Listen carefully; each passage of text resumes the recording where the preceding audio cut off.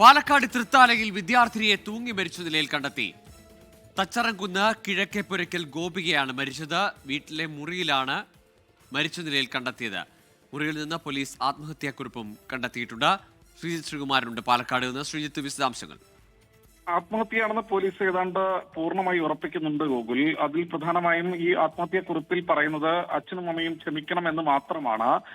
വീട്ടിലെ ജനൽ കമ്പിയിൽ തൂങ്ങി മരിച്ച നിലയിലാണ് ഏറ്റവും ഒടുവിൽ കണ്ടെത്തിയിരിക്കുന്നത്.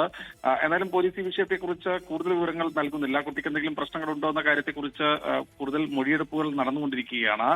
മറ്റു പ്രശ്നങ്ങളൊന്നുമില്ല എന്ന് വീട്ടുകാർ മൊഴി നൽകിയിട്ടുണ്ട്. മറ്റെന്തെങ്കിലും കാരണങ്ങളുണ്ടോ എന്ന് പോലീസ് പരിശോധിക്കുന്നുമുണ്ട്. എന്തായാലും മൃതദേഹം പട്ടാമ്പി താലൂക്ക് ആശുപത്രിയിൽ പോസ്റ്റ്മോർട്ടത്തിന് ശേഷം ബന്ധുക്കൾക്ക് വിട്ടുകൊടുക്കുമെന്ന് അറിയിച്ചിട്ടുണ്ട്. മറ്റ് പ്രശ്നങ്ങളൊന്നുമില്ല.